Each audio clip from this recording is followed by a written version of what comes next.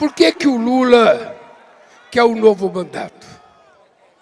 Eu quero dizer para vocês o seguinte: eu, enquanto for vivo, não vou permitir parar de lutar e deixar com que a direita, uma direita que ficava dando risada das crianças que estavam morrendo por falta de remédio, de uma direita que é responsável pela morte de 400 mil pessoas da Covid por irresponsabilidade de não com a vacina. Que futuro essas pessoas pensam para o povo brasileiro se você ri de um velhinho que está morrendo asfixiado por falta de ar? Que futuro você quer para o povo brasileiro se você não investir em educação? Que futuro que você quer para o povo brasileiro se você não investir na saúde? Que futuro que você quer para o povo brasileiro se você não investir em casa? Que futuro que você quer se você não investir no emprego? Enquanto eles criaram no mandato dele 2 milhões de empregos, nós criamos 10 milhões e 100 mil empregos formais nesses últimos 3 anos e meio. Isso é pensar no futuro. Bom, primeiro só lembrando aí que, de fato, ele é o primeiro presidente eleito 3 vezes democraticamente, pode ser também o primeiro eleito 4 vezes democraticamente. Né? Mas e o Getúlio? Bom, o Getúlio teve a Revolução de 30 até 34, quando tem a Constituinte, não teve eleição, ele foi eleito indiretamente, né, pela Constituição de 34, dá o golpe em 37, golpe do Estado Novo, fica até 45. E aí sim, se candidata democraticamente 50, toma posse 51, se mata 54. Um mandato democrático. Né? O Lula, os 3 mandatos democráticos. Né? Essa fala aí é curiosa, Rafael, porque a personagem oculta aí é o Bolsonaro. Assim como a personagem, ou nada oculta, né? Não está citado, mas é o Bolsonaro. Assim como o Bolsonaro foi personagem também do evento do Flávio. Né? Evidentemente, com Lula, uma referência negativa, e ninguém precisa desconfiar de que eu concordo com essa leitura sobre o que o Bolsonaro representou. Né? E no caso do Flávio, nós vamos ver uma leitura positiva do pai. Né? E aí o Lula diz, bom, por que eu sou candidato de novo? Eu poderia dizer, porque não apareceu exatamente uma alternativa, porque o Lula é o Lula, porque é a liderança. Porque, enfim, só ele poderia ter ganhado do Bolsonaro em 22 e ganhou.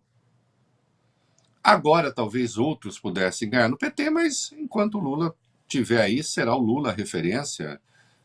E quando você pega a trajetória, a história do PT, por isso a coisa está sendo feita na Vila Euclides, para resgatar a história do Lula, e havia, assim, milhares de pessoas, e havia um certo esforço para tentar...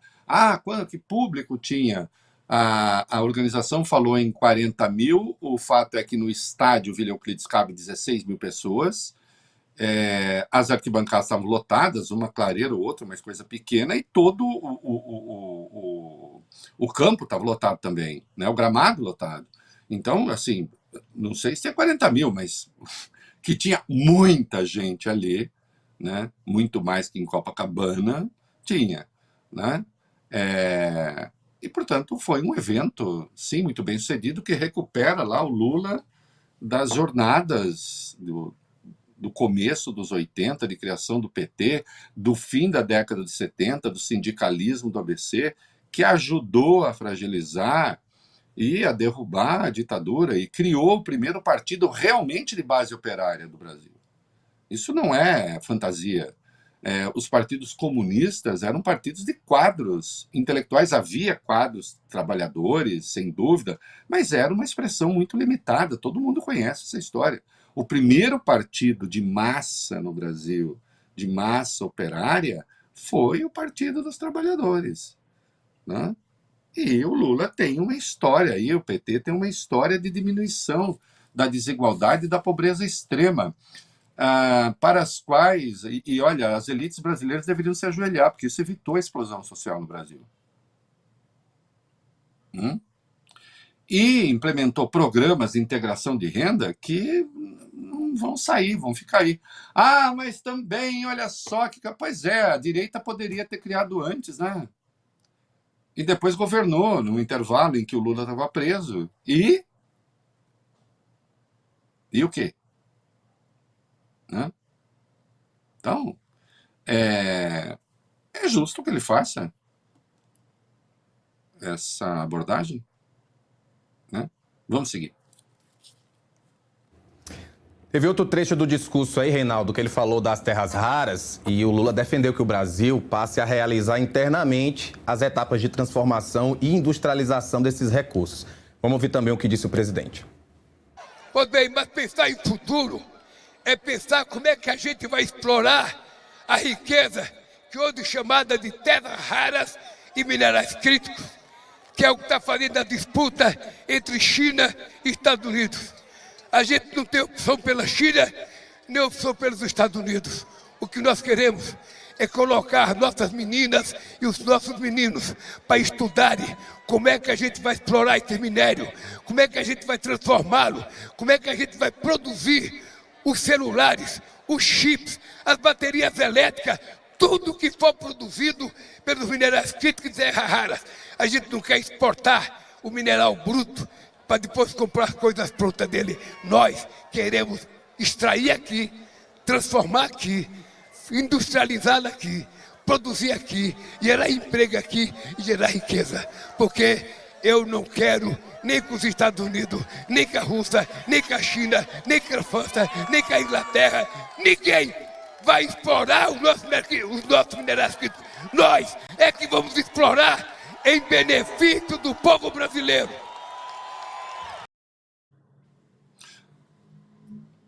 Vamos lá. O que foi que o Flávio falou na CEPAC, aquele encontro de reaças nos Estados Unidos em maio? Terras raras. Nos unir aos Estados Unidos contra a China, colocando as terras raras do Brasil ali como...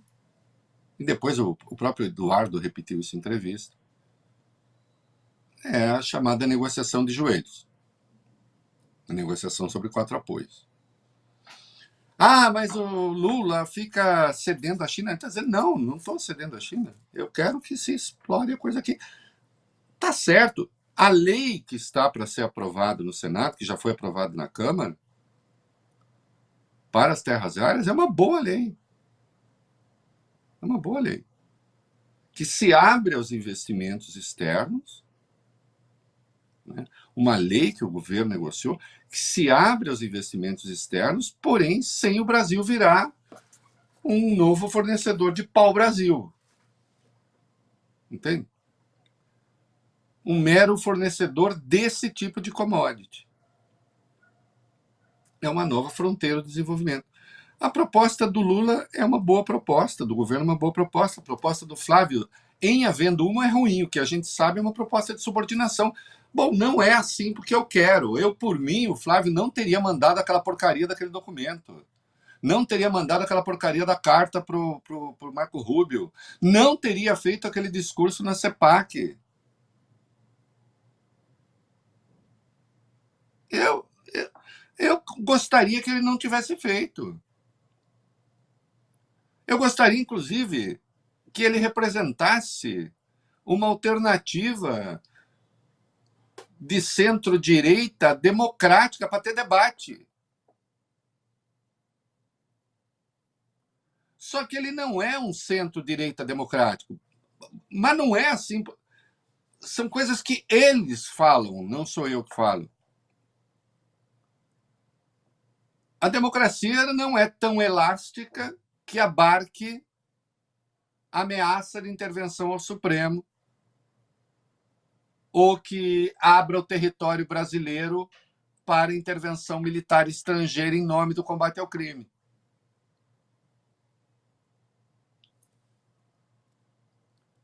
Por mim, o programa dele seria outro. Seria outro, ele representa... Mas aí eu pergunto, se fosse outro, ele seria bolsonarista?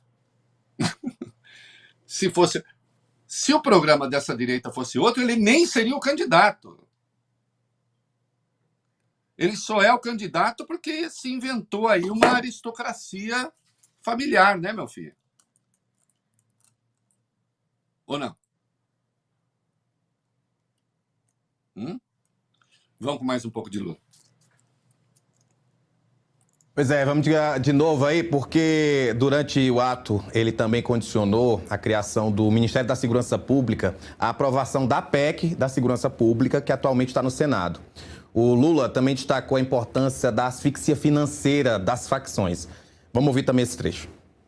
Enquanto eles pegaram, em mandato deles, R$1 bilhão do crime organizado, nós pegamos a dar de 35 bilhões de reais do crime organizado, porque é pegando o dinheiro deles que a gente vai acabar com a indústria do crime sofisticada. É fácil matar o bandido numa favela. Agora o cara que manda está no apartamento de cobertura. O cara que manda está morando no condomínio. E nós precisamos acabar com esse para poder acabar com o desmacho. E nós vamos trabalhar duro. Nós vamos trabalhar duro.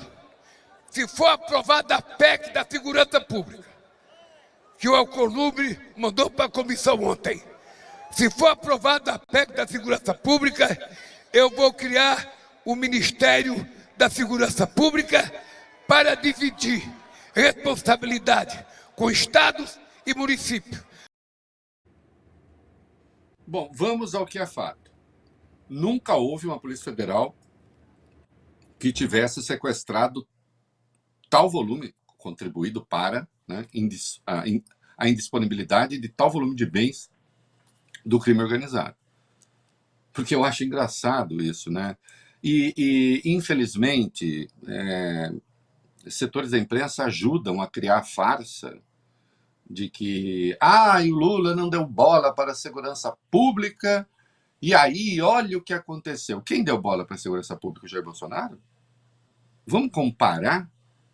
Vamos comparar o que a Polícia Federal, o resultado do trabalho da Polícia Federal nesses quase 4 anos do governo Lula e nos 4 anos do governo Bolsonaro? Vamos?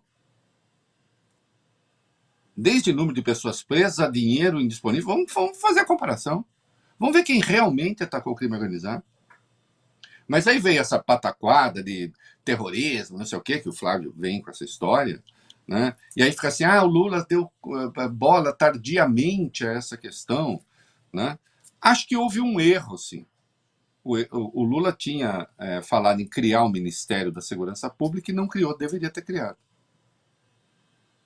Né? E no curto período em que o Ministério da Segurança Pública funcionou sob o comando do meu queridíssimo, saudosíssimo amigo, cuja morte me faz sofrer sempre, Raul Jungmann, que foi meu amigo durante quase 40 anos, no curto período em que aconteceu, houve resultado, começou uma queda ali do número de crimes. Acho que foi um erro não ter criado. Né? Foi um erro não ter criado. Agora, uma coisa é criar um Ministério da Segurança Pública, é necessário. Outra coisa é vir com essa pataquada de crime organizado como terrorismo, mas que é uma tese que cola, porque fica parecendo, aí assim a gente vai ser realmente severo com eles, né? O que, obviamente, é falso. Né? Acho que o Lula deu ali alguns eixos da campanha. Mas então, mais uma vez, vão tratar do Bolsonaro. Bom, sim. Sim. O Bolsonaro representou uma experiência administrativa que o próprio filho diz vai ser ressuscitada. Ele não faz nenhuma questão de se distinguir do pai, até no colete, na prova de bala, né, na camiseta, não sei o quê.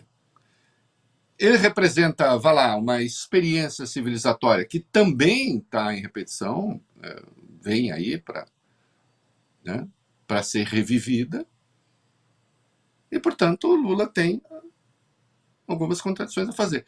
E há coisas do próprio governo que acredito no curso da propaganda eleitoral, essas coisas vão ficar mais evidentes daquilo que se fez nesse período, né? Portanto, eu volto ao meu ponto, né? Quer dizer, é um embate, esse embate que nós teremos aqui de novo, esse embate não é de agora, esse embate é muito antigo. O embate entre um pensamento progressista que, de algum modo, propugna pela redistribuição de renda, mais conquista para a população, e um mais conservador, reacionário mesmo, que entende, bom, deixa a economia crescer e aí a gente vê o que acontece, o que o Delfim nunca disse. Bom, esse embate é um embate de sempre. O que há agora é que nós temos abertamente uma força que disputa a eleição acreditando na democracia no máximo até a página 21. Chega na página 22, já não acredita mais.